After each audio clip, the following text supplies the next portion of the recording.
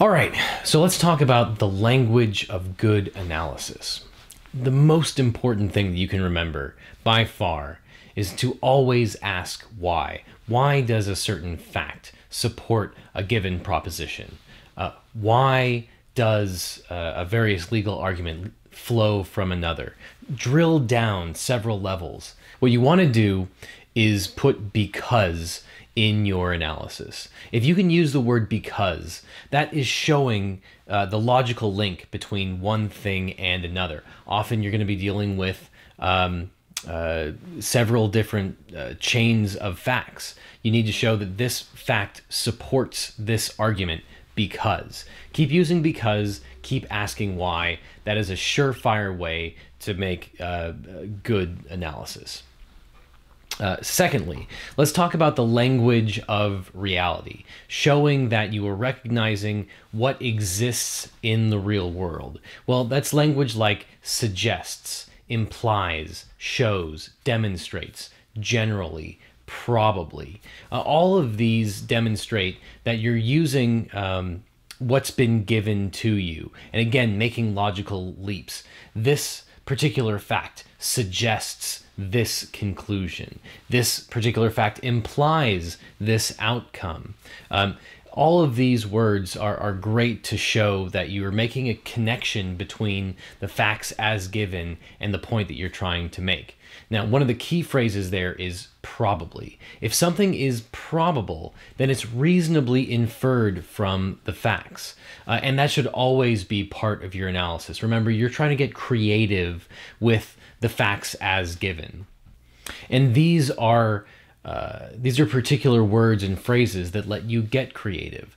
In other words, they let you see the implied connections between facts and the points that you're trying to make. Oftentimes with good analysis, you're going to have to put forth the arguments that one party would make and arguments that would be used to rebut that particular contention. You're going to have to draw a line in the sand and come up with what the moving party is going to say. So that's language like will argue or would likely say. In other words, party one will argue this. You're putting a line in the sand that this party is advocating for this position. You're saying that it's likely that they're going to advocate for this next thing. It's demonstrating that you're recognizing that one party is going to make an argument, and then the rest of that sentence or the following sentences are going to rebut that contention. And then on the other side, you're going to say it all over again. You're going to rebut the counters by saying this party would respond to that argument by. That's the kind of analysis that your professor is going to be expecting. It's the kind of analysis that lawyers do all day long. You're teeing up the argument that the other side is making. Often you're putting it in a light that isn't most favorable to the opposing party because you're creating a kind of straw man. And then you're going to knock that argument down with your own argument and your own facts. So then there is the language of counter arguments. And we talked about this a little bit with Schimmel's idea of the ironic system of always howevering and neverthelessing. And I really like that, but there are some other words that you can use that mean exactly the same thing. But, yet, however, nonetheless, conversely, contrariwise, on the other hand. All of these show that you are countering the argument that was just brought up, and you are going to add your own spin on the other side. You're always going to have to go back and forth. And so there aren't enough of these synonyms to show that you are countering what was previously said and you're going to add on the other side. They're invaluable. Add as many of these and others like them to your repertoire as you can. On the other hand, there are words that you probably want to remove from your vocabulary in order to write good analysis. Those are words like clearly, obviously. Words that show that there's no argument should be used only in the rarest of cases. You never know in the real world if the judge actually agrees with all of the premises that you've laid out.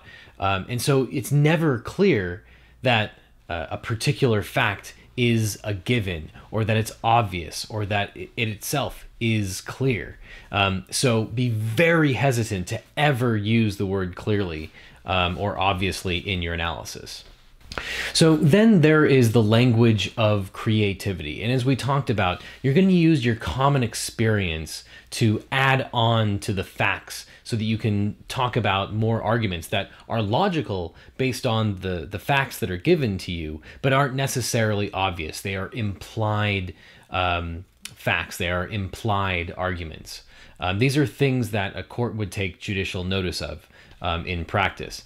And we talked about the phrase arguendo, which means that you are adding new facts.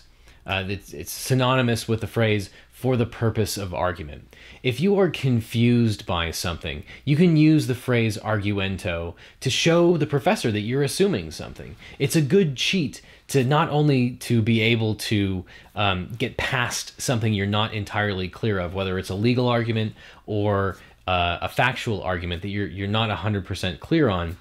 You can also use it to argue two different things. You can say arguendo if this fact is true, or you can say arguendo if the opposite fact is true. And you can show how that particular difference in the fact changes the result. That's the kind of analysis that your professor would really like to see.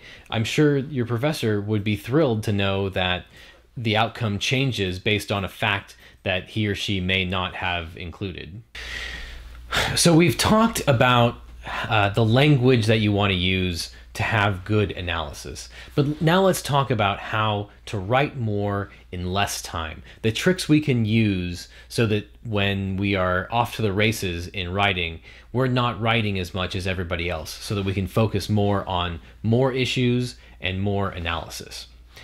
In the real world, lawyers use all kinds of tricks to write fast and legibly and to cram more information into their brief. Practicing lawyers are often faced with both word limits and page limits. So anything that we can do to limit the number of characters that we're using, we're probably going to do that because we always want to write more than the other side. It's just our nature. And there's a very good chance that your professor is either still a practicing lawyer or was a practicing lawyer at one time, or they read briefs from practicing attorneys. So therefore, any tricks that real lawyers use to shorten the number of words or condense the information, it's fair game because your professor probably was a lawyer and will be familiar with legal briefs as they're written.